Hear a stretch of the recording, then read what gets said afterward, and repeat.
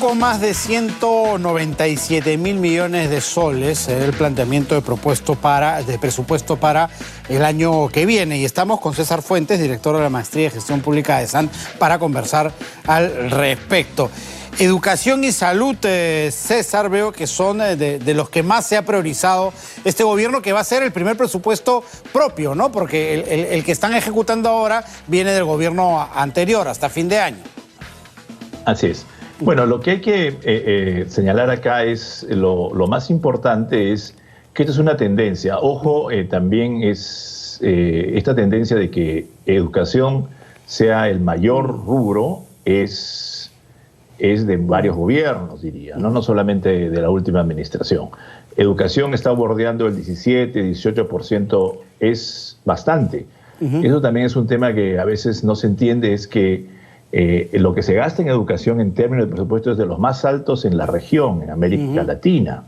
Lo que pasa es que tenemos una base tributaria pequeña, entonces cuando uno hace justamente eso, ese 17, 18% que está bordeando el presupuesto, y lo ve justamente con la base tributaria, indica que efectivamente se gasta relativamente poco en términos de PBI, por ejemplo, pero sí en términos de gasto es bastante, ¿no? Y no se puede gastar más tampoco. Igual pasa con... En términos salud, porcentuales, pero no monetarios, digámoslo así. Exacto, ¿no? Es decir, si uno ve en términos de presupuesto, 18% en cualquier país del mundo es casi la quinta parte, enorme, ¿no? Es casi la quinta parte. Uno de cada 5 soles que gasta el gobierno del Perú se va a educación, ¿no es cierto? Uno de cada 10 soles y un poquito se va en salud. Entonces es bastante, si uno ve los presupuestos a nivel global, inclusive, yo me atrevería a decir que son presupuestos elevados. Lo que pasa es que nuestra base tributaria bordea más o menos el 20% de todo el PBI. Entonces no tenemos mucho espacio en términos realmente de cuánto gastar más, porque el problema no es la cantidad de dinero que se asigna a educación, sino es la base tributaria que es muy exigua. Y si a eso le sumas temas de gestión misma, ya el problema se agrava un poquito más, ¿no? El gran problema que tenemos en el Perú, que es un problema que creo que espero que el ministro Franque tome en cuenta, esto es que por lo general el criterio que tenemos nosotros es el criterio de eficacia, ¿no? ¿Cuál es el concepto, cómo medimos que se ha hecho bien las cosas? Es cuánto se ha gastado del total. Pero eso es lo más básico de un presupuesto, ¿no? Y lamentablemente a veces no llegamos a... Muchas unidades ejecutoras no llegan a cumplir el 100% asignado. Ese es un problema.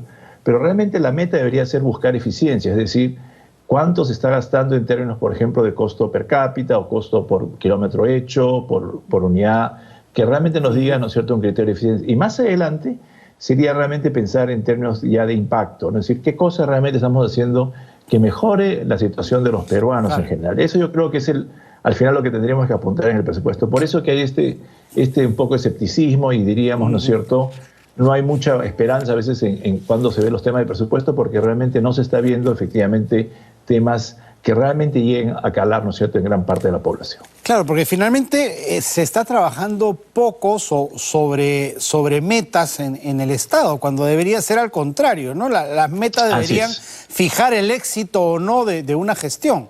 Exacto, ¿no? En la administración Kuczynski ya hace unos años, antes de que estuviera el presidente Vizcarra, se hizo varios intentos de presupuesto en donde se ponían metas efectivamente, no solamente de cuánto se quería producir, sino también metas de impacto, ¿no? Y eso es lo que justamente un moderno presupuesto tiene que hacer. Esto lógicamente significa para las unidades ejecutoras decir, bueno, ¿cómo estás mejorando, cómo estás impactando, ¿no es cierto? Y eso yo creo que debería ser, diríamos, una llamada de atención a gran parte, ¿no es cierto?, de los gerentes públicos, en el sentido que tenemos que repensar mucho lo que hacemos en términos, efectivamente, de cómo llegamos a la población. Yo creo que tiene que desarrollarse hoy día, que estamos hablando de un gobierno de mucha inclusión social, de una empatía, ¿no es cierto?, con gran parte de los peruanos, y cómo efectivamente nos acercamos a este Estado que se ve tan lejano, tan burocrático. Y eso se hace a través, ¿no es cierto?, de conceptos de eficiencia y también ver cómo cala esto en el día a día de los peruanos. Y eso es lo que justamente creo que ahí es donde tenemos una disparidad, ¿no es cierto?, entre visión de Estado y visión del ciudadano. Y cuando hablamos de esto, me pregunto cuánto de estos 197.000 soles, que además tengo entendido que son 6-7% más que el año anterior, Así ¿no? es. ¿Cuánto va justamente a gobiernos regionales, a gobiernos locales, a municipalidades? ¿No? Más o menos un tercio. El número ha fluctuado, Hace muchos años era ni 10%, se ha ido incrementando a raíz de la ley de regionalización que ya tiene poco más de 20 años, ¿no es cierto? ¿Qué pasó? Comenzó cerca de 20 años, perdón. Lo que pasa es que poco a poco ha ido incrementándose. El gran problema que tenemos es que hemos distribuido recursos que más o menos es un 10 a 11% a nivel local y a nivel regional es más o menos un 18%. Juntos suman más o menos un 30% del presupuesto. El gran problema que tienes es que no hay, lo que tenemos carencia a nivel nacional, eso se ve bastante más dramático a nivel, ¿no es cierto?, regional y local, ¿no? ¿Dónde está ese dinero? ¿Dónde se gasta? ¿Cuáles son los impactos que va a tener en la población? Y el efecto que va a tener en las comunidades locales y gobiernos regionales. Y esto es un tema que recurrentemente los gobiernos regionales, ¿no es cierto?, siempre han buscado, ¿no es cierto?, salirse de este tema que es tan importante, que es decir, ¿dónde está este dinero? ¿Cómo se gasta y qué impacto tiene en la población local y la población de la región o de la provincia? Claro, porque generalmente cuando hay problemas en una región, más allá del presupuesto que tienen para resolverlos, siempre se termina girando la cabeza hacia el gobierno central para que resuelva esos problemas. E incluso hay denuncia de que no llega el presupuesto a tiempo, no se hacen las transferencias adecuadamente y eso retrasa la ejecución.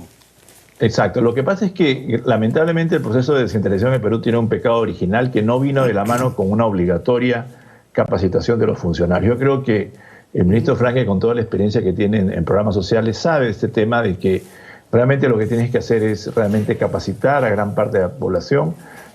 Aceptemos de buenas que realmente en muchos de estos temas no hay, ¿no es cierto?, la voluntad de corrupción, sino realmente de desconocimiento. Y si es así, lo que tenemos que hacer es realmente a estos funcionarios probos, ¿no es cierto?, darles la capacidad técnica para que puedan manejar proyectos. Esa es la gran carencia que tenemos en el Perú.